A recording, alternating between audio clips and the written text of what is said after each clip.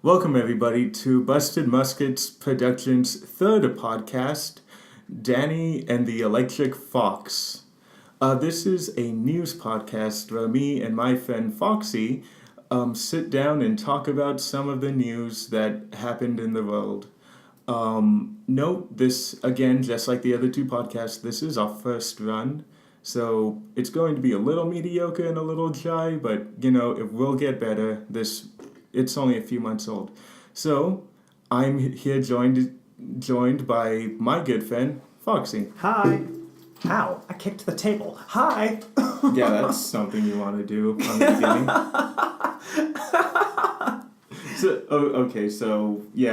First thing you do when you're, on the podcast is just immediately, creepy laugh. Hello, everybody. Yes, it's important, okay? Okay,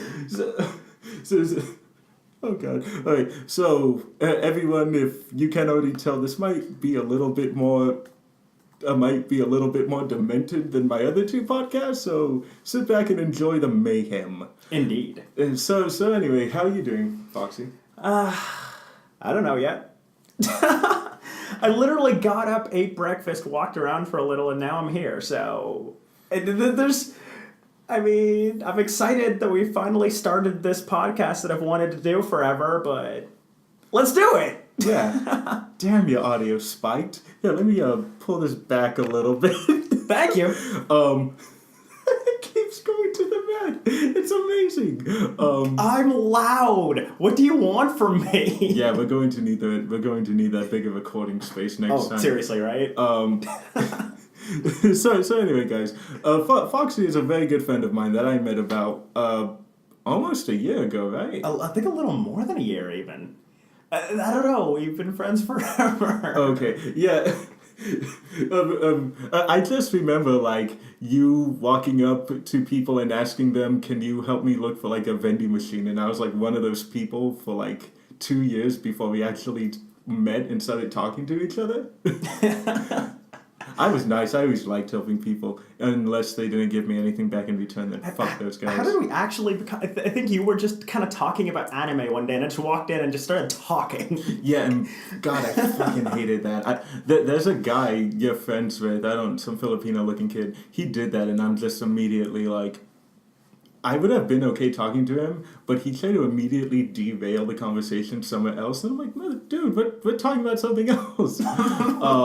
But yeah, no, what happened is you were talking to my group of friends too, and then we started talking about anime, and then that's when you jumped in, and it just kind of, took off from there.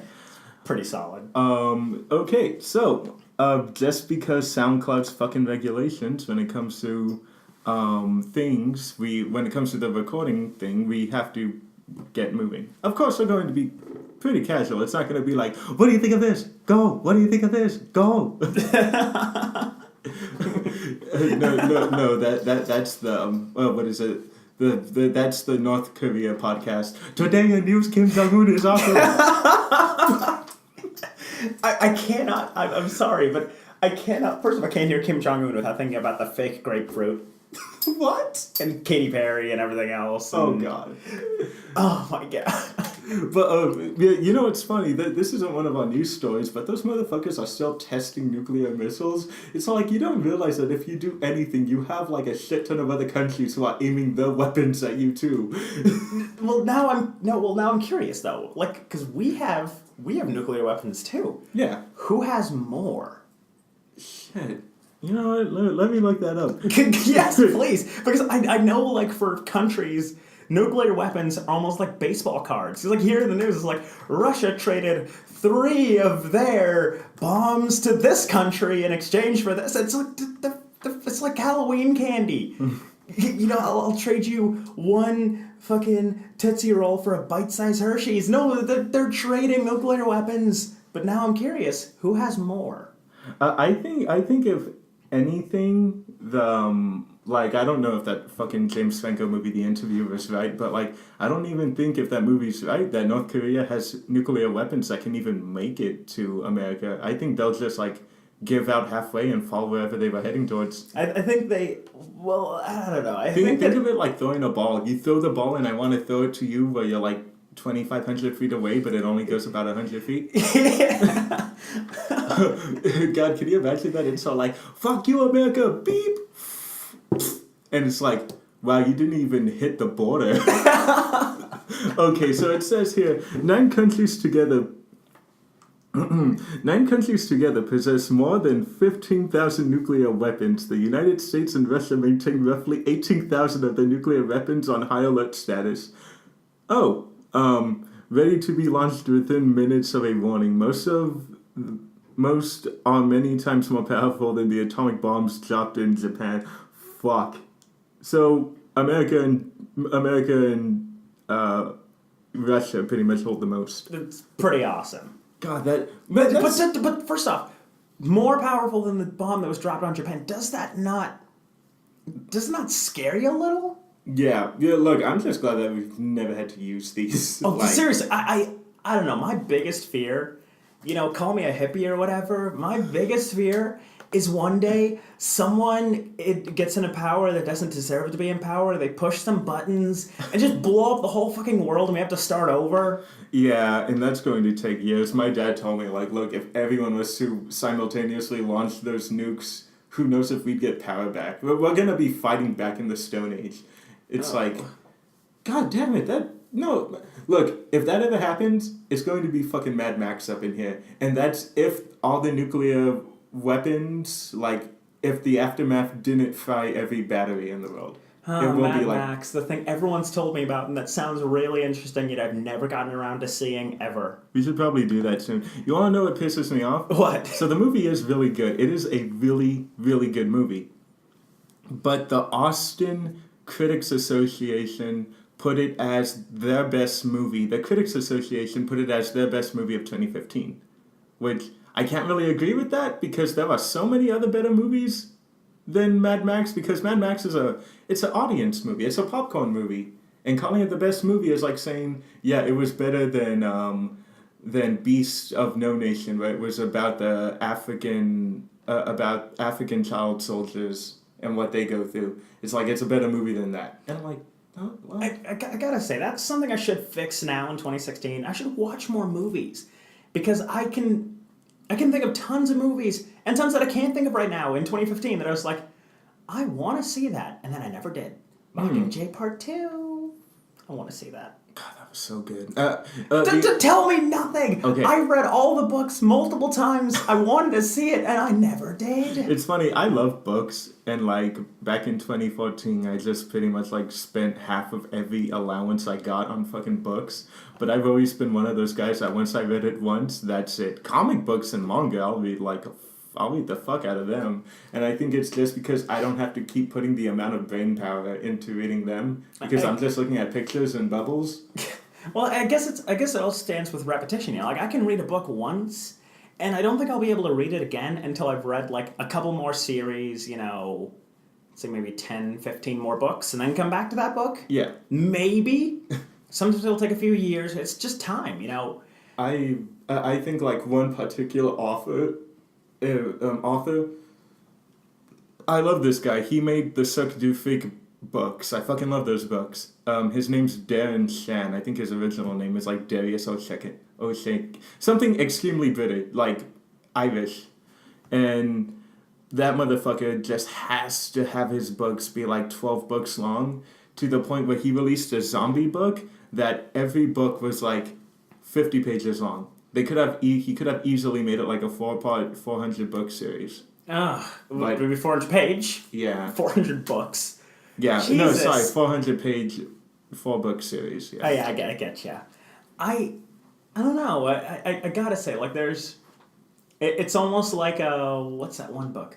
Was it Life of Pi? I think it was Life of Pi. Okay. Where it had to be, it was like this book is going to be exactly 100 chapters. So there were some chapters that were just like a sentence. There was a book that I read called The House of Mangoes or something. The Peach Mangoes. It was something about like a Latino family living in a neighborhood that was like really fucked up. And they also wanted to have a certain amount of chapters, so you would literally get like five sentence chapters and then just end it like that. It's great, because it was like, because there was no continuity to it. There was like there's like 5 chapters that were, I don't know, maybe like 7-8 pages. You know, a decent sized chapter, and then 2 sentences. There's no continuity. Yeah. But hey, it did keep up with the plot, and the chapters were, you know, broken apart as chapters should be. You know, go to a different perspective, a different point, flash forward a few minutes, few hours, few days. Yeah. Just a sentence chapter, and then, hey, we're on to the next point. So I give that author credit for splitting it up into chapters, but... Yeah. I mean, the dude was a gifted writer. I mean, I had to give it that. I didn't finish the book. You never finished Life of Pi? No, because I was reading it for school, and then we It was never so finished good, it. though! I felt gypped because I was excited because the teacher's like, oh, we're going to watch the movie immediately after we're done. And it's like, turns out all the standardized testing you guys are going to have to do, we can't do that. I'm like, Oh my god. Oh my god. That sucks. That fucking sucks. Okay, so... Oh, we should get back on topic. Yeah, okay. So, for our first news story, we have... I love the way they headline it because the entire, like, subject is so fucked up. Florida college fires wacky professor who claimed Sandy Hook shooting was staged by government. Wacky professor. First off, I think when you say wacky professor, the first thing I hear is like a cross between like Nutty Professor and Wacky Races. That's what I was saying. Like, is this guy wacky? I was just thinking, like, is this guy a fucking Hanna-Barbera cartoon? Okay, everybody. He sounds like Ed Wynn, the guy who did the Mad Hatter voice. Okay, everybody, did you know that all those kids were not dead? They were actually fake meat bodies staged by the government. Ooh! It's like... Oh, I got it. If I can still do it, like the... Oh, the Dudley, the Mudley? Mudley, yes! Yeah, Mudley. That's his teacher assistant. Like the professor is like whatever, something dangerously. Dick Dastardly. Yeah, Dick Dastardly. And his freaking like teacher's assistant is Muttley. It's all like, yeah, it's like, yes, the government staged the Sandy Hook shooting. It's like, and then you see the teacher's assistant.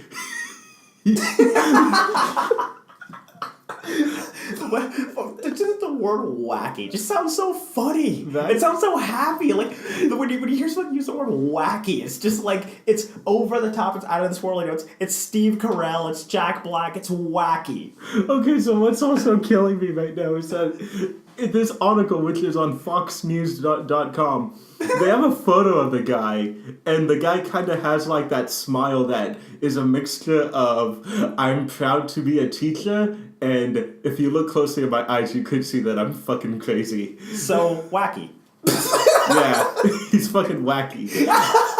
And he even has like that, the top of his hair, like he has that, the top of his hair is like all nice and brown, and then like he has the sideburns that are like white. Like he looks like a goddamn cartoon character from a comic book. So this is one of those times that I wish I wasn't blind. Oh. I'm imagining it mentally. Oh god. Okay. Alright, so let's keep going. A wacky Florida... I love how they have to start that up. Oh. Fuck it, I'm doing it. A wacky Florida college professor who has long insisted the Sandy Hook school shooting was staged by the government was fired on Tuesday, just a month after the parents of a child killed in the 2012 Connecticut attack accused him of taunting them. Okay. James Tracy, a tenured associate professor of media history at Florida Atlantic University, was given his walking papers Tuesday, according to the school. Although the school did not specify its reasons, Tracy has made headlines by claiming on his blog that the school shooting, in which 20 children and 6 adults were killed by a mentally ill gunman, never happened, and he made smaller claims about the movie shooting rampage in Aurora, Colorado. Later that year, the 2013 Boston Marathon bombing and other mass shootings. Which, by the way, can I say something? What? The Boston Marathon, the Sandy Hook, San Bernardino Regional Center, all these different shootings. They're really played up, and it almost feels like the Aurora shooting was, it was just as bad, but it's sort of like, if you notice, like it appeared on the news and in the media and then was gone. Yeah. And the worst part about it, I was there. I was doing a program at the Colorado Center for the Blind when that shooting happened, and I didn't even know about it. And so people are texting me and blowing up my face, like, "Are you okay? What's going on?" I'm like, "The fuck are you talking about?" You didn't have to go see Batman, right? No. And it was like, Batman? The fuck? What does that mean? I just had no idea. Then I come home and I look at the news. I'm like, oh. Yeah. And it's weird because it wasn't even like in the media, or maybe it's just because we didn't have a TV, but not even in the media. You could not find anything about the Aurora shooting. There was a few news segments, a few extended bits on Fox and CBS and NBC, but then after that, what? Yeah, honestly, the only thing that's still coming out from that, and this is probably the most haunting thing about it, is the fact that people are finding Facebook and Twitter posts by the victims of the Aurora shooting, and a lot of them are still the last post they made before the shooting happened. Like, there was one that it was a guy saying, "Gonna go see The Dark Knight, hope you guys can join me." And another one is a girl saying, "Oh my god, I'm so happy, I've been waiting for this movie since The Dark Knight." And those have just been popping up. And it's pretty haunting because these people are like between their 20s.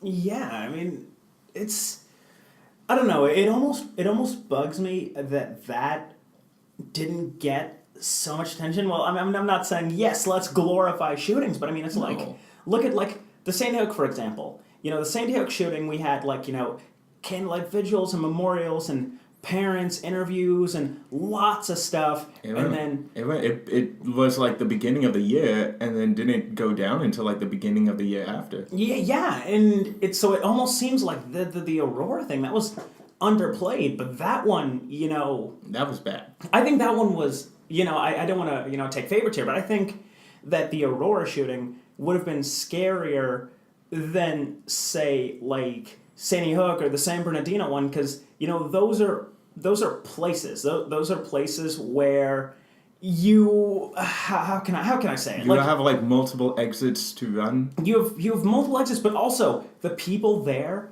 It's almost like an area where you can tell like people will have a grudge, I guess. Because you always hear those stories about the kids who are bullied at school that come home, come back with a gun or whatever. Yeah. But this wasn't an organized place where there could be anyone that's like, I'm going to hold a grudge against this person. No, this is a movie theater, and it's just out in public. Yeah. So it's not an institution. There's no authority figures that could be, responsible for someone to bear a grudge against. It's not like the regional center where like employees or people who like went there were someone who you could hold a grudge against. This is just a movie theater, and I'm going to be honest here. Movie theater employees are not necessarily very memorable. You don't remember the employees or the staff. You remember the movies or the environment. The only reason I remember one particular movie theater employee is because I was friends with her and I'll still see her. That's the only reason I remember her, is because I know her personally. Everyone else, I'm like, "Hey, are you new? I don't recognize you." "No, I've been here since it opened." I'm like, "Oh!" And see now look, right there. That's the scary part, because like if you look at like a school or something or a bank, it's like you could hold a grudge. It's like the motive for a shooting could be, I hate this employee, or I got fired, or this happened to me. Yeah. But with a movie theater, it felt more like, you know what? I'm gonna go shoot some people. It didn't seem like there was a sort of emotional motive based on the environment, or at least if there was, the environment doesn't belie that. Well, they even said like this guy was fucking crazy. Like he wanted to be a real life supervillain, even to the point that when the police went to go check his house, they had to be careful because when they looked into the window, he had it booby-trapped. As soon as that door opened or the window was opened the wrong way, that shit would have went off and killed whoever went in.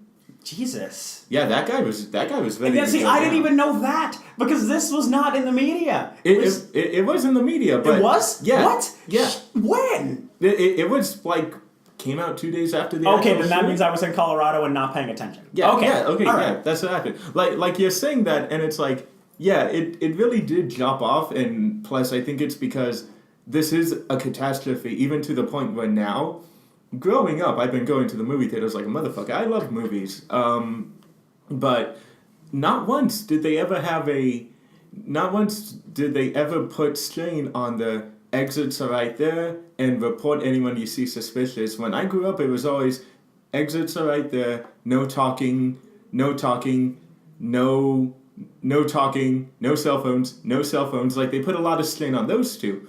And now when you go in theaters, one of the first things they tell you is exits are right there to your left, exits are right there to the right. The program is made specifically wherever that exit is. So if there's a one-door exit, it will point towards the one-door exit. But one of the first things they do say is if you see any suspicious people, you make sure to report them immediately. Even if it doesn't look like they're doing anything yet, if he seems out of it, you let someone know and then we'll send someone to go see what's up. And well, that bugs me a little also because, see, I'm a bit obsessive compulsive. I like things to be organized. I like things to be structured. Yeah. And so when you see like these situations where it's like you're only telling us now because something happened before, because there had to be a disaster. And why couldn't we just, know these things sooner? Know what makes a building safe, know where the fire extinguishers are located. They don't do that. When you go to a school and there's an orientation, there's no little map denoting where fire extinguisher locations are or emergency exits or things like that. They don't tell you these things. They just expect you to kind of know them. Yeah. But I think, like, I feel like those two were covered in the media pretty well in the light that they needed to be covered. But I think what I kept wanting to point out while we were talking is I'm still mad about the whole Boston Marathon running. This was a catastrophe. 3 people died, but 200 people are injured, horribly injured, right? And they were just running the marathon, and then some fucking jackoffs decide to be like, let's fucking set off some bombs. Yeah. And how did the media react? They gave the people their memorials. They gave the people their remembrance. I don't know what's happening to those 2 kids because I gave up. But what happened to the kid who started the Boston Marathon bombing? He was on covers of the Rolling Stones. He was getting interviewed by people in a positive light. Why? Because he was a good-looking guy. The Aurora, Colorado shooting guy looked like a fucking crazy guy. I never saw a photo of the guy who did the Sandy Hook, but this guy, so many people were like, wow, he's fucking good looking. Wow, I want to marry him. It's like he killed people. Are we completely forgetting that he killed people? But not only killed people, but killed people with the intention of killing people. Exactly. Like, so this isn't even like, an accidental, my brakes stopped working and I hit a dog kind of thing. Yeah. This is someone who went out with the intention of, I'm going to kill some people.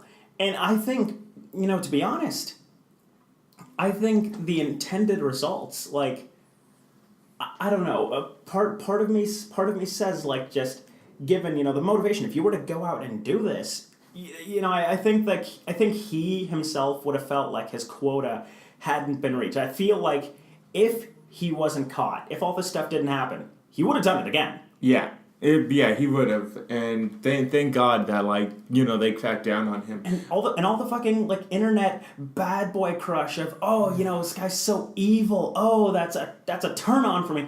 No, he has the intention of fucking killing people. I can't.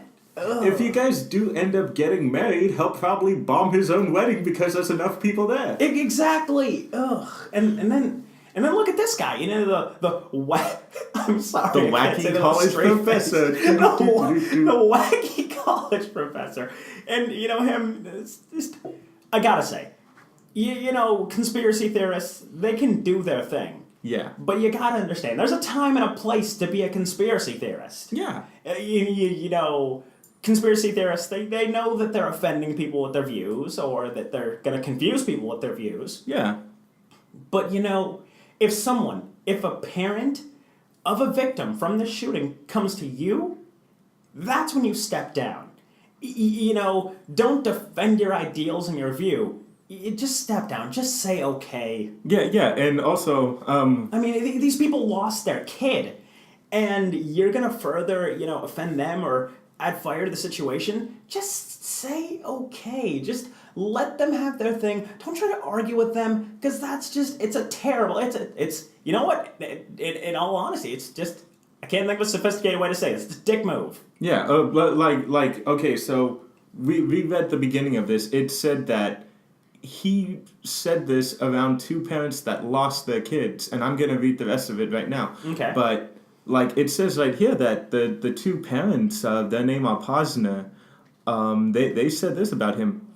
Casey is among those who have personally sought to cause our family pain and anguish by publicly demonizing our attempts to keep cherished photos of our slain son from falling into the hands of conspiracy theorists.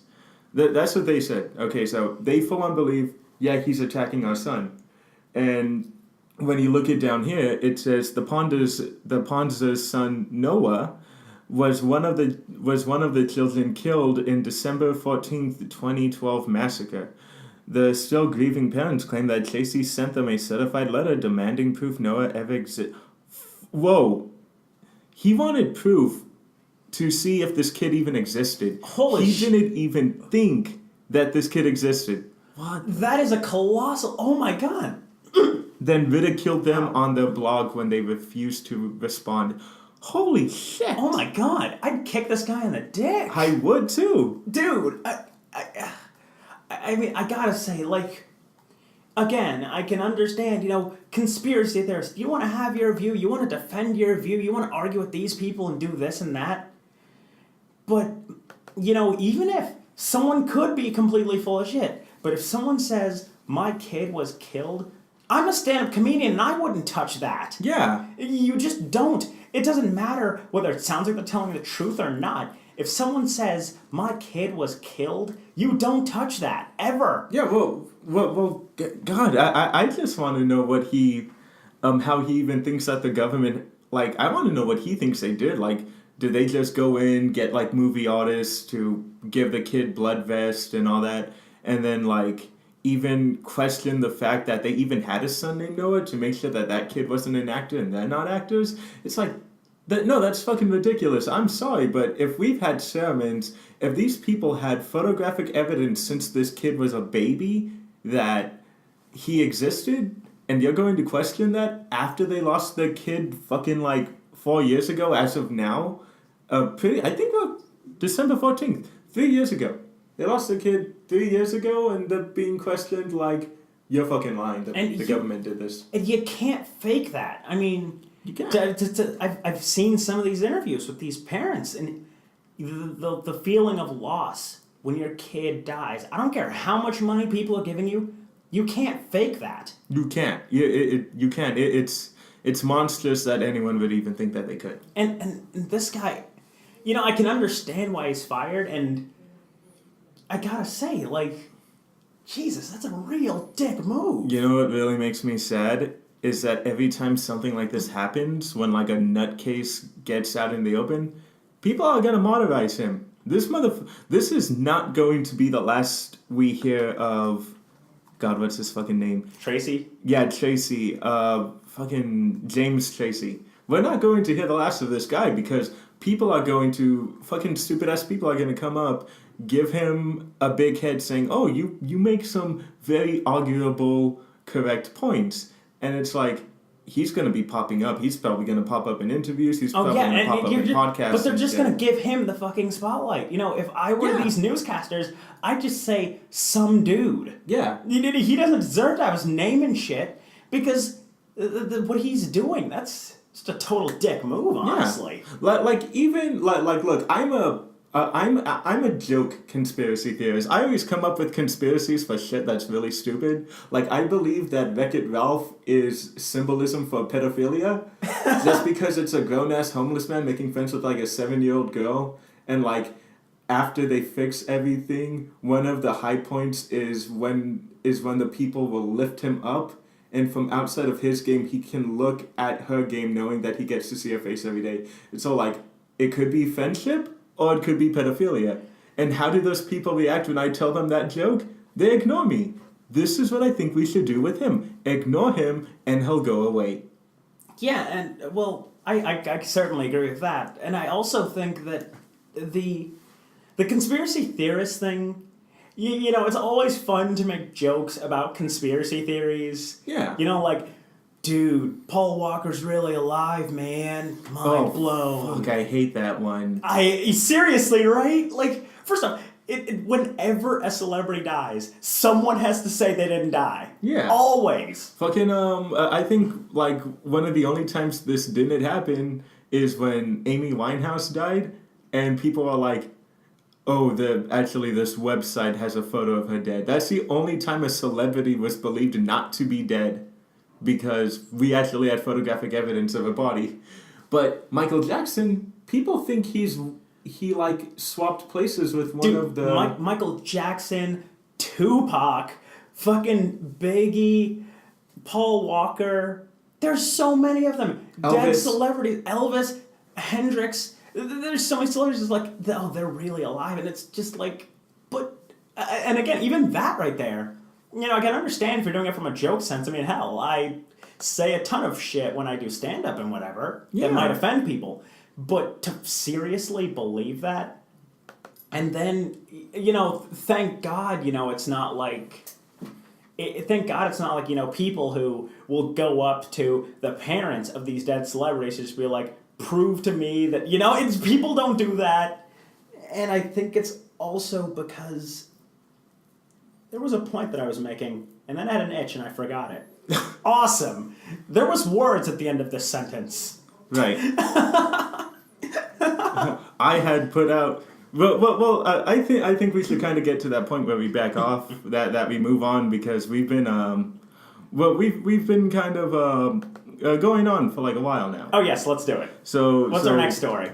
We're going to talk about the militia group, but I got to pull up that story first. Right now, I'm just setting up for one of our last stories that we're going to do. Awesome. Because I kind of want to make sure that I have the theme ready, and that I'm just like not, okay guys, let's hurry up. Okay, awesome. It's right here, and it will play when it's ready. So let me go ahead and get up on that stupid militia thing. Okay, so... Fuck.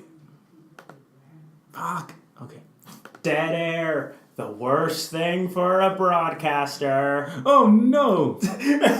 Okay, guys, just so you don't have dead air, you will hear the sound of my inner thoughts.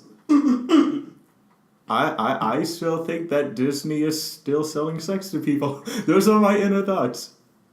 Oh my god. I can't hear the phrase sex and Disney without getting completely aroused. Oh god. Ever since I was little, I've always had a crush on Peter Pan. Yeah, I know, you pointed that out. And guys, I just want you to keep, like, thinking of what I told you in Animazing about, like, you know, what people will consider hot and all that. You know, it's fine, no need to ridicule Foxy right here or anyone, and not to ridicule me for saying that a mosquito girl monster is fucking cute as shit. Okay, so... we're moving to this story that made me laugh because of all of how it sounded scary at first, but it just turned into a joke later on. So, armed militia, what is that? Okay, I'm skipping that word. Armed militia Bundy Bros occupy Forest Reserve HQ in Oregon, call U.S. Patriots to arms. Turns out... okay, so... You were bad at reading. I know. Oh, anyway, no, okay. This might not have been the right one to kind of bring up, but this is just saying how there was a reporter that talked to one of the Bundy brothers, and he's just saying how when the militia first started, they went in claiming they had over tons and dozens of men in there ready to kill or be killed. This is a tweet from one of the guys talking to the Bundy brothers. I talked to Ryan Bundy on the phone again. He said they're willing to kill or be killed if necessary. So if anyone goes in, they'll kill them. And then if anyone goes in with heavy firepower with the intent of taking these guys down, it's going to be a full-on firefight. But what are they dying for? That's one of the things I can't really find. Yesterday I was trying to look for reasons, but I guess this is like the closest I can get right now. The rancher points out that Harney County used to be the richest state and is now the poorest. His radical proposal to solve the solution to have armed patriots come and live in the de facto self-rule zone independent of the federal authorities. The second speaker of the video, identified as Blaine Cooper, equates the Bureau of Land Management to bullies. They're comparing these guys to bullies at school who used to beat kids up and who eventually had to be put in their place. But God, from what I was getting at, what happened is they started a forest fire and claimed that, look, a fire just set out in this reserve zone, and the government's not really caring about it. So we're going to go in and we're just going to make sure that everything's okay. See, now when you say bullies in school, I didn't think of the bullies in school that need to get put in their place because they're holding this place up. Yeah. So I thought when you said bullies in school, I thought you meant the kid that pulls the fire alarm and then locks himself in the bathroom. Yeah. Well, that's kind of what they're doing. That's exactly what they're doing. They're just kind of, but like I think one of the funny things are some of the stories that are coming out of this, like some of the other like reasons they're doing this. And my favorite one is someone saying that they locked themselves in this reserve because the poachers and they just have free reign to shoot all the animals down. So it's like we have a private hunting zone. I'm like, that better not be the truth because that's fucking stupid. Very. I mean, you could get a hunting license. That's a thing. You can go places to hunt. Yeah, and not a reserve. Seriously, like that's just so mean. Yeah, Poor animals. So it says, according to Cooper, they hope the occupation will spell the beginning of a U.S.-wide movement. This is from one of those guys, and I just want to point out these guys look like rednecks, so I'm going to read it as, it doesn't have to stop here. This could be a hope that spreads through the whole country, the whole United States. Everybody's looking for this hope, because the government has beat us and oppressed us and took everything from us. They will not stop until we tell them no, he claims. The worst redneck voice I've ever heard in my life. Thank you very much. Still sounds a lot more credible than Larry the Cable Guy. Get her done. Get her done. No, I do. See, now, I love doing voices. Okay, my southern voice, it's not like kind of like this. It's just kind of like sweet little southern cherry. Oh, hey, boys. A Southern Belle. Southern Belle, yeah, that's me. Hey, boys. All right, so, but no, seriously, I do lots of voices. I love mimicry. I love hearing voices, accents, dialects, playing characters. And I gotta say, man, you can't do no southern accent. You suck. I can't do an you suck accent at because my fucking accent I have itself is just really bad. Oh, yeah, no. But anyway, I'm trying to dig out more from this story because the article I pulled up is literally nothing but tweets and little chunks of paragraphs. But that's not good. We want full stories. We want beefy stories like Progresso or Campbell's or chicken noodle soup. Anyway, the militia told Oregon Live there was about 150 of them, but a couple who delivered food. We had some brief annoyances. Yeah, but we had an interruption. We're not exactly recording in the best of places, but we're back now, guys. Yay! Yeah, so it says here that like the militia told Oregon there were about 150 of them, but a couple who delivered food to the refuge HQ estimated that there were just 15. Forgot a zero there, guys? Did you read, was the 0 in 150 supposed to symbolize like the stopping of numbers, that there was nothing after the 5? What?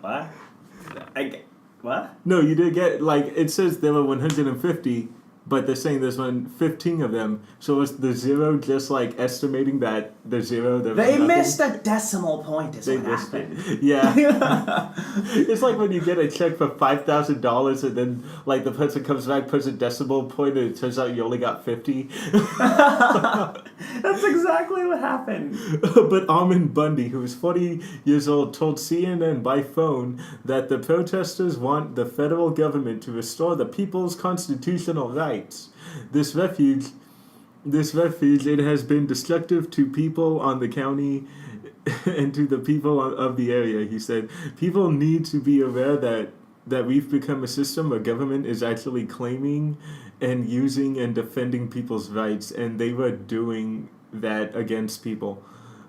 So I don't even... Yeah, I honestly feel like there are parts where they do have me, like, I guess I can kind of understand why you're doing it, but then I don't even think they know what they're trying to succeed here. I think it's one of those things where someone wanted to stir something up. You know... Go. Oh, shit. Sorry, guys, we had another technical difficulty. Everything was right. Everything was all fine until we had to, like, get kicked out of our recording room. But anyway, what we were talking about was I really have no idea what they're trying to do, and I don't feel like they have any idea what they're trying to do. Jesus! You were saying they wanted to... I had a clever fucking articulate point, and then I lost. Okay, what the hell?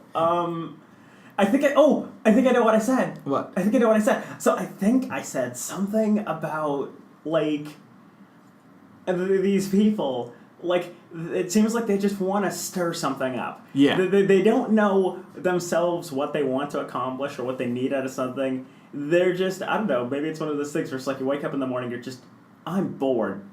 Let's go make some people mad at us. Yeah, let's go take over a national area and then just like fuck it up. Let's do that. So this piece I'm about to read from now is from Newsweek.com, and I fucking love what they're saying right now. It says, "Is the Oregon militia takeover an example of white privilege?" Okay. Mm-hmm. This is going to sound weird coming from like, two... Yeah, no, actually, I don't want that out there. Go away, people. No, I'm joking. Anyway, the standoff continues on Tuesday in southeastern Oregon, where 2 local ranchers were convicted and sentenced for setting fire to federal lands. Their dispute is part of long-running tensions in this part of the state. Who wrote this, goddammit? And indeed throughout the West, between local residents who want more control over the land surrounding them and the federal government that controls huge swaths of territory. Okay, how come this... Okay, so this is an opinion piece that I'm pretty sure is gonna stop making fun of the militia, but what the fuck was all this information in the last article I was reading? You suck at reading stuff. It wasn't there. I was reading it. It wasn't there. They just wanted to talk about, like, the goofiness of the militia people. Over the weekend, local residents and sympathizers throughout the West held a peaceful protest about the sentencing of the men, but shortly afterward, the breakaway group headed to a refuge run by the U.S. Fish and Wildlife Preserve to take control of an empty federal building there. Armed, they vowed to remain until federal government began to, in their estimation, respect the rights of local citizens. Oh, okay, so this was actually... Okay. I finally... Wow. Okay, you know what?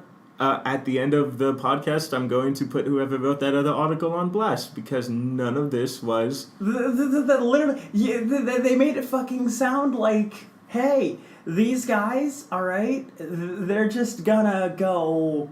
Hog wild. Exactly. They didn't say any sort of motive or something else. Yeah, honestly, it just felt like we're a bunch of white people who want to be in the news because I'm bored, so let's go take over, grab some guns, and then... Yeah, and then there's this, the sentencing of people, respecting citizens, peaceful protest. Oh my god, these are all words that make a good story, none of which were in the previous one. Yeah, just so you guys know that I'm not, like, botching the readings, that article actually came from I just want to make sure I get rid of that window before the audio cuts off again. That came from RT.com, Armed Militia Inco Bundy Bros. Look for that one, and then even you'll agree with me, that one does not really talk about what they're up to. I really had no idea what they were talking to. You know what? Well, I don't want to go overboard, so I want to move on to our second to last story. Is that cool? Yeah, Foxy? sure. Okay, awesome. Okay, so next up on our story, we're going to talk about the ever so popular Bill Cosby and how Bill Cosby will not face criminal charges over two separate allegations of sexual assault while court rules Janice Dickinson cannot dispose actor in defamation suit. Now you see with the TV and the women and the raping and the bippity-boppity-sippity-boppity, that's my Bill Cosby. I told them that there was no hippity-hoppity, the fazzle-razzle going on. Those people just wanted money. Okay, look, we don't think that at all. Well, I don't really know what your thoughts are on this, Foxy, but I do believe that he did do something. I'm not gonna hold it off. Maybe he didn't rape over 50 women like the 50 women who came out and started prosecuting him said they did, but I'm not gonna hold it past Bill Cosby that he did not do something. I think, well, I personally, I honestly think that, yeah, I think Bill Cosby did. Again, I don't think it was 50 women, because let's be real, that'll take some skill. Yeah. And lots of money. But I think it's almost that idea of, I'm a celebrity, you are here with me, you're a fan, well, here, let's go back to my private room. Yeah, and I think that would have been okay, but a majority of these, if not all of them, are coming out and saying, that dude slipped some shit in me. And again, that is possible too. And I believe that happens just because, again, it's like, it's almost like that celebrity viewpoint again. I'm famous. I want to have sex with you, but I don't want to ask. I feel like I'm entitled to this because I'm famous enough, or I'm rich enough, or this, that, and the other. I believe I wouldn't put it past Bill Cosby to do something like that. But again, for 50 women, that would take some skill. Yeah, I'm gonna say the same thing I said when the Tiger Woods thing was coming out, when it turned out that Tiger Woods had maybe more like 30 mistresses, which I think were bullshit. But I do believe that a few of them were. I do believe that, there was one woman who went on a talk show and she went into discreet detail on how she was an up-and-coming actor who worked with Bill Cosby, and Bill Cosby took her back to her room because, again, it's like you said earlier, he's inviting them back into the room and they're saying yes. What do you think is not going to happen? Seriously, right? And I think some of these alleged mistresses could also have just been, piece of the pie, Yeah. I want hey, to slice this person's on TV and getting money and getting recognized for saying something bad happened to them. I want some of that. Yeah. Okay, so I'm going to read a bit of an article. So, Bill Cosby will not face criminal charges into alleged sexual assault incidents that occurred in California. The Los Angeles County District's Attorney's Office revealed on Wednesday that they were declining to file charges against the actor. The news comes just 1 week after it was announced that Cosby would be facing 3 felony charges of aggravated incident assault in Pennsylvania over 2004 incident involving Andrea Constand. Actually, I remember hearing that one. That one I actually kind of believed was real. Also, on Wednesday, it was ruled that former supermodel Janice Dickinson could not depose Cosby in a defamation suit. She has filed against the actor following claims he made about her. You said sweet. The word is suit. Suit. My bad. The sweet life of Bill Cosby and his sexual allegations. I could not listen to anything else you were saying. That was buzzing in my head forever. Okay, so let me read that again. In the defamation suit, she has filed against the actor following claims he made about her after she accused him of sexual assault earlier this year of an incident that occurred in 1982. Why are you barely coming out with this now? Again, I think that one, 1982. I think that would be, again, a case of maybe piece of the pie. You see that someone else is, getting something out of this, and you want to come forward too. Or maybe it didn't.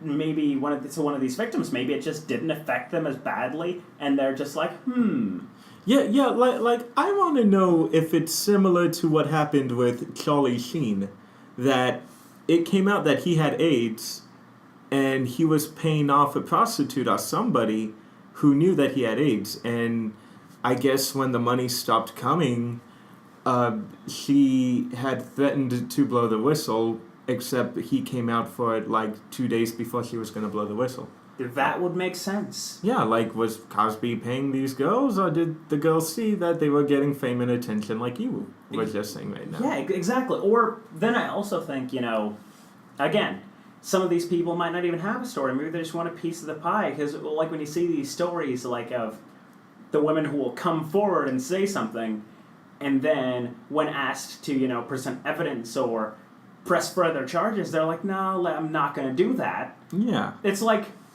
do you even really have information? Because, I don't know, personally, I've never been assaulted. I've never had anything like that happen to me. But if I was going to say something, I wouldn't just come out, act like I'm about to start saying something, and then not. Yeah.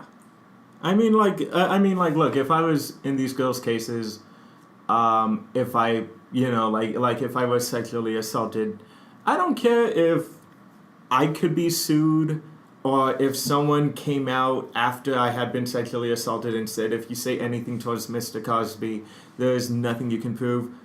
I'm going to put him on blast immediately. I'm not going to let it sink for more than 30 years. I'm going to put it on blast. And even if people don't believe me, hey, I'm not just saying this for attention. I'm not trying to slander Mr. Cosby's name. Something happened. And if they're proving it otherwise, then you know what? At least you guys will take what my words with a grain of salt a little bit, at least. I agree completely. And especially, like, again, you start to say something and then you stop in the middle. You'd almost imagine, like, a dialogue paralleling that situation of, hey, Mr. Cosby raped me. Oh, yeah? Prove it. You're right, he didn't rape me. Yeah. It's almost like you want the attention and you want the notoriety.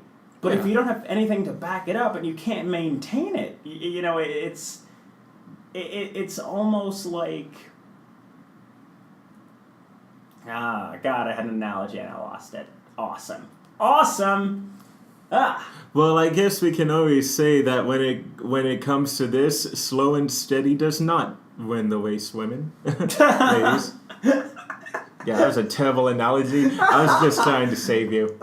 You didn't. You didn't. I appreciate the straw, but I'm still drowning over here. Man, I can't wait to get a mixer so I could just start playing sound effects. So it's like, wah, wah, wah. But yeah, we need a soundboard. We do, yes. But those motherfuckers are like $300, and I still gotta learn how to use this because look, we were just freaking out when I thought the audio was corrupted. Oh, seriously, right? Yeah. Busted Musket Productions will be a growing art form. But yeah, look, I'm not saying all of them are lying. I do agree that maybe about 10, maybe even more, are probably telling the truth. But look, if you wanted to say something, you should have said it immediately. Because you waited years, you're accusing him now. Whatever evidence they had back then, it's gone now. 30 years over, it's gone now. Yeah. Honestly, and I'm just looking at the rest of this article, they're just going through like the list of women that he assaulted. And a majority of people who are listening to this podcast are pretty much, they already know how many people he assaulted. He knew that a majority of these girls are between the age of 17, 18, and like in the mid-20s when this is happening. He was literally like, a majority of these stories are even like, I used to look up to him until he did that. And it's like, yeah, well, if you looked up to him and Bill Cosby wanted to have sex with you, I'm pretty sure, You would, it's almost one of those things, you can't really say no. I mean, if one of your idols, you know, seems like they're having at least a slight interest in you. It's like, it's a situation, really. Yeah, but I think the reason why it's getting everyone's attention and why I really do, which is why do feel bad for the girls who were assaulted, is the fact that a majority of these girls did say that he slipped something in their drink. So yeah, well, that's and also, I mean, I don't know, but personally, when you're Bill Cosby, you're TV famous, you're rich, you're everything. Do you really need to go to that? Yeah. Do you really need to put something in someone's drink? I think all you have to do is just be like, hey, who wants to come have sex in my private room? And people will be lining up in that, honestly. Yeah, pull on that Bill Cosby charm. Just be like, I was wondering if you want to go to my place and do the frazzle and the dazzle and the goop gop give me spread them legs, girl. The panty dropper right there, people. Seriously, right? Yeah. I mean, like, look, if the girl says no,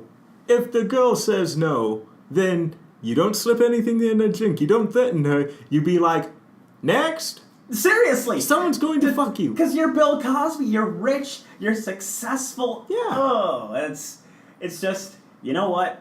If I end up using this for every story that we talk about, it's just a dick move. Right? Seriously. It is. It is a really big dick move. And that's why I am harsh towards some celebrities. I mean, this isn't like the TMZ podcast where we're like, Bill Cosby's a stupid monster for raping them women. It's like, yeah, well, how much research are you doing, TMZ? but yeah, TMZ is great. Yeah, they are. They're insane. And I do enjoy videos of celebrities yelling at and hitting each other. Yeah. It's always fun. Okay, so I think we're coming up we're coming up to that time. So I thought, hey, this thing we're about to talk about has gathered up plenty of controversy, has caused a civil war, has pissed off the original creator to the point where he's literally crying in some interviews, and at the same time, it's probably one of the most successful things to ever happen in American history. Is it Family Guy Star Wars? You're 50% right. We are talking about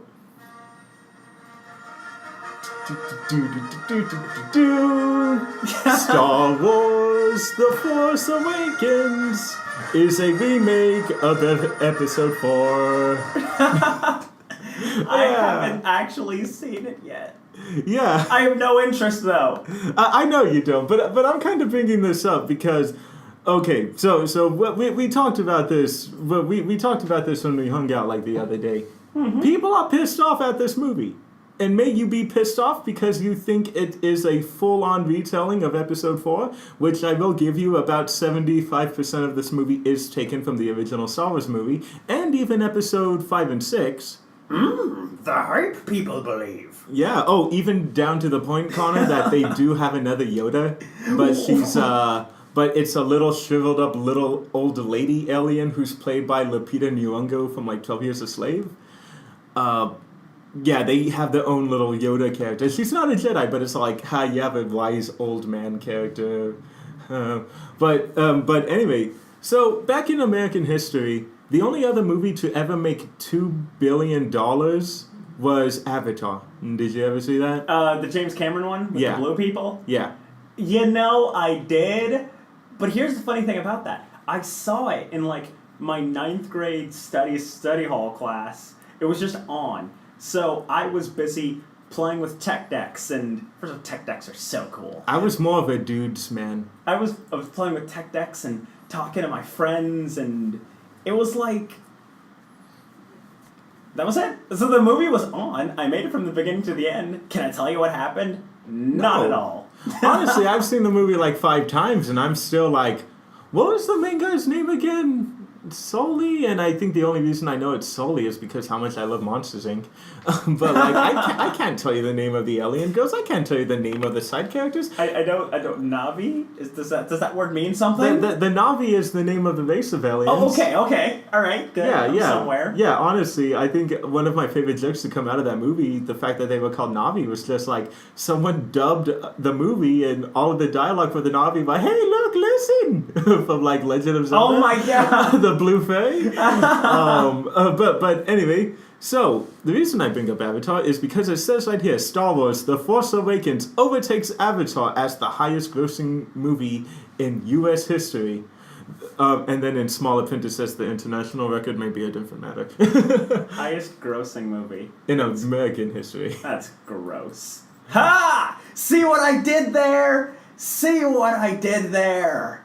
Ha! I'm proud of that. If you guys have heard that, please put that in the comments and telling me what exactly he did go, because I still do not get it. Oh, you're dumb! I get it. Okay, good. I didn't think you got it. I wish you would have said icky. Because grossing just sounds redundant. Grossing movie, that's gross. Oh, yeah, no. That's like a pun level. Yeah, it is. I can't hear the word icky without thinking of icky ficky.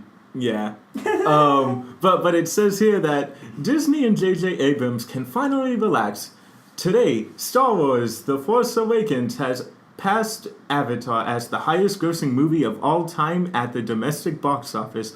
Less than 3 weeks after its release, the film pulled in about $90.2 million in U.S. over the last weekend for a total gross of $742.2 million, putting it ahead of Titanic for second place on the all-time, not adjusted for inflation, and about $20 million behind Avatar. By Tuesday night, estimates had Star Wars at $758 million.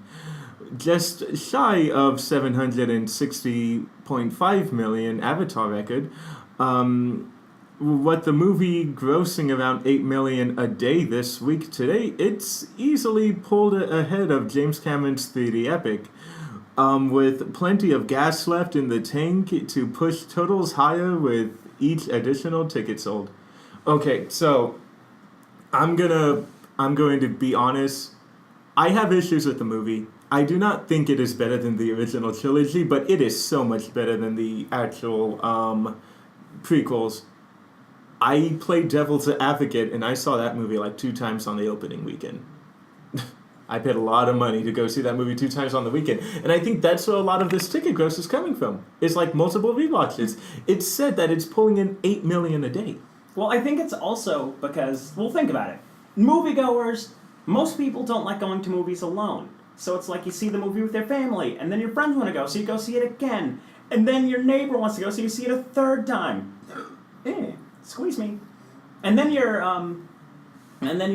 little nephew or niece are in town for Christmas vacation. They want to see it too, so you go see it again with them. Yeah. And there, you just saw the movie 4 justifiable different times. Yeah, and you know, like honestly, in my case, I saw it twice. I'm probably gonna go see it again soon, and I enjoyed it. Like usually, I'm the kind of guy that I only believe in going to the theater once and then buying it on Blu-ray if I liked it enough. But let's just say one of my all-time favorite movies is Scott Pilgrim vs. the World. I love that movie. It's a funny romantic comedy that's also a video game epic. But I would not see that movie again in theaters because just for some reason, paying to see a movie again in theaters kind of clicks this thing in my head that I can't enjoy it the same way. It feels weird. It's all like I paid $12 again to go see a movie that I saw like a few days ago. I think I said it earlier in the podcast, but I love movies. And I was a ton of movies that I like marked down. It's like, I want to see that eventually, and then I never did. I will see Star Wars in theaters, and I'll probably go with you. The reason being because if I don't see it in theaters, I will never see it because I'm not a big fan of Star Wars. Yeah. Well, okay, well, we can set that up. We just have to make sure we go before... God, what was it? We just need to make sure we go before, things start picking up for us. But, so we'll talk about that after. But, no, that'll be interesting. I was just going to go see it again because there's a theater by my house, Excuse me if I sound like a pretentious asshole right now, people. But there's a movie by my house that's playing it in 35 millimeter. And 35 millimeter is film. It's playing it on film. And I saw it on AMC, like digitally, the second time I saw it. And I didn't enjoy it as much because, goddamn, Connor, ever since movies moved into goddamn digital projectors, when there's CG heavy movies, we get digital blurs. Where in a really fast-paced scene, the screen gets all fuzzy. And and it doesn't happen like that when you're watching it on millimeter cameras. That's why The Hateful Eight, which you told me you saw, that was shot on 70 millimeter. I did not know that. Yeah. The things you pick up when you can see the screen. I know, and it won't matter for you, but it does for me because I'm an asshole. That's beautiful. Yes. It's playing in 35 millimeter. I'm better than all of you. I saw it in 35 millimeter digital. Oh, I'm going to go see it at the Vista. Yes, it is. Plays one movie theater and makes you feel like you're in the golden age of movies. That was a terrible sentence. Well, pretension really makes you... Here's the thing, when it comes to pretension, you don't really care what you're saying as long as it sounds better than what other people would say. Indubitably. Yeah, so anyway, I'm happy. I'm really happy that this movie's killing the box office because I had to fight for this movie. Look, we had bad prequels. The episode 1, 2, and 3... those are bad movies. I am very sorry to the Star Wars fans who actually liked those movies, but those were bad movies. They had some interesting things in it, and I loved Ewan McGregor as Obi-Wan. But that was the only thing I could find to like about this movie. There are people, Connor, who are walking out of this movie and saying it's worse than the prequels. Just watch the prequels. It's like, I'm sorry, are you one of those idiots who are just that much of a hipster that you don't want to like something that's mainstream? It's a whole contrarian view. Everyone says it's good, therefore it must not be. Yeah, it's like... But to be honest, like I said, I don't know much about Star Wars. Yeah. The last time I saw a Star Wars movie and paid attention to it, I was like 6 or so. And so, my knowledge of Star Wars came from Family Guy. That's how I know what happened in the first 3 movies. And I know I already told you this, but I'll tell you this for the people out there. Look, if you guys want to beef up and watch The Force Awakens, watch the original trilogy. But if you don't have time to go through like 6 hours of movie content, watch the Family Guy Star Wars specials because they will cover everything you need to know. I actually did a test on one of my friends, and I told them, let me show you the Star Wars specials, and then we'll go see the new Star Wars, the Family Guy specials. I showed it to her. She saw the new movie. She knew all the characters. She knew the major plot lines. She knew what happened. I find that amazing because the whole point of those Family Guy Star Wars specials is to make fun of the flaws in Star Wars. In fact, I was actually told by a couple other Star Wars fans as well, just that they were just spot on accurate.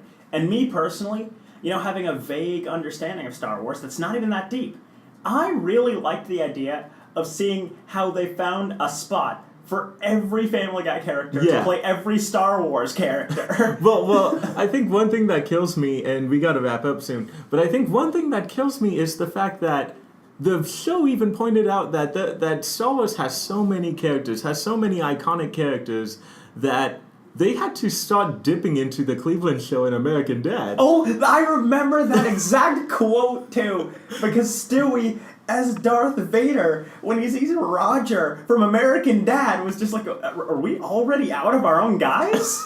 And then freaking Klaus was Admiral Akbar. Let's see, they also had Rollo from the Cleveland Show as the co-pilot in the 6th Star Wars movie, who was flying with Lando in the Millennium Falcon. Like, they had him. And it's like, it really is showing you that we ran out of characters because there's so many fucking people in here. They even had to resort to getting, like, other voice actors. Like, they made so many jokes to Pee-wee in episode 6. Oh my god, yes! But it's the speeder bike race, and one stormtrooper grabs onto Pee-wee's back and starts chasing after them with it. It's funny because I don't know if you knew this, Connor, but that like Imperial general that aims guns at them and has that really deep voice that says like rebel scum, put your weapons down. That was Paul Rubens. That was Pee Wee Herman. Wow. Wow. That's so great. Yeah, it's. I thought that was funny because I thought it was a joke until I saw like Pee Wee's Big Adventure, and then they have him talking in that same voice, and then people came out and said, no, that's how he sounds. Like, that's not his typical speaking voice, but that's him manipulating his voice again. I straight up can't. I just can't imagine that. But I don't know. Every time I think about Pee Wee Herman, I think of like Pee Wee Herman just dubbed into like everything. I just want to hear his whole only like 2 different voice thing in everything. Did you like want to see like fucking Fast and the Furious, like just I live my life a quarter mile at a time. Looks like I won the race. And then just like when Paul Walker does like his big thing where he helps the guy after he's hurt, it's like, you were the cop. Just like I just want to hear like that Pee Wee Herman fake out. We're not friends, we're family. Okay. Oh my god, we're so dumb. Yeah. I love us. Anyway, guys, I think that's our cue to head out.